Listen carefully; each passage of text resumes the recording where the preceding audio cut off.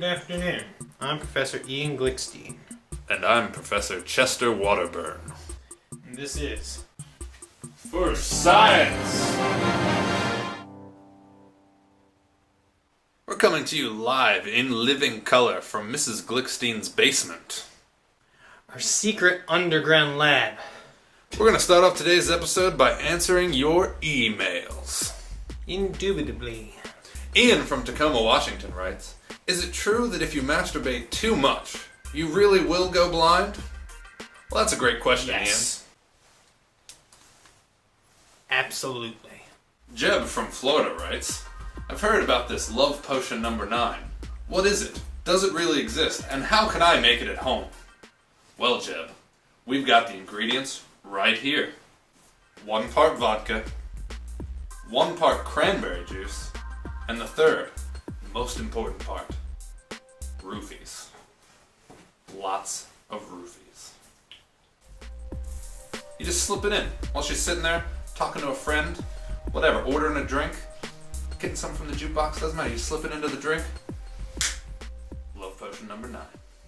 And now, to finish this experiment, unbeknownst to him, Dr. Glickstien is going to test out our mixture. He may not like it, but it's all for science.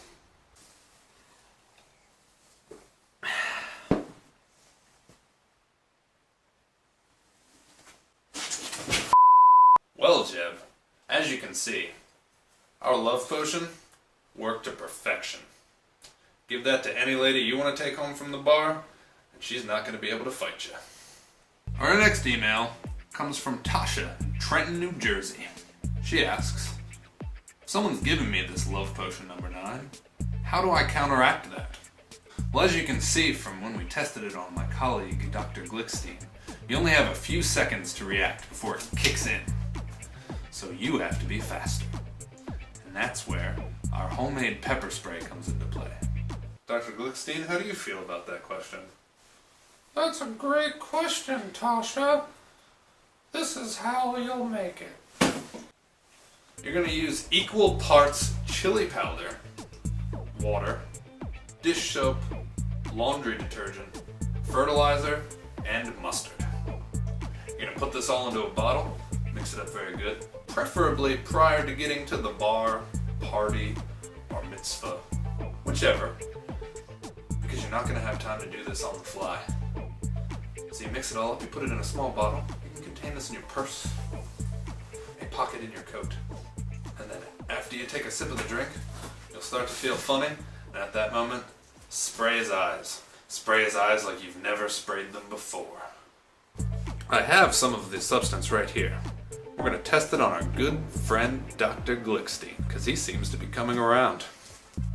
You take out the applicator, like so, put it up against your mouth, and then you blow. Oh, God! Works like a charm. And that brings us to the end of today's emails. And now Dr. Glickstein's going to show you what we've been working on. Well, I was thinking about combining your grandmother's DNA with that of dog food. My grandmother's DNA. Yes, dog food with your grandma's DNA. I'm trying to engineer it so that humans are tastier. And what the hell is that? It's nothing. It's something I've been working on. What do you mean that's nothing? It's just something I've been working on in my free time. Mind your own goddamn business. Whatever the hell that was, it just took my clipboard. You can't prove that. You just saw it take my clipboard. I didn't see anything. Get down! Well, that's what I've been working on. You're going in my shot. Well, that concludes today's episode.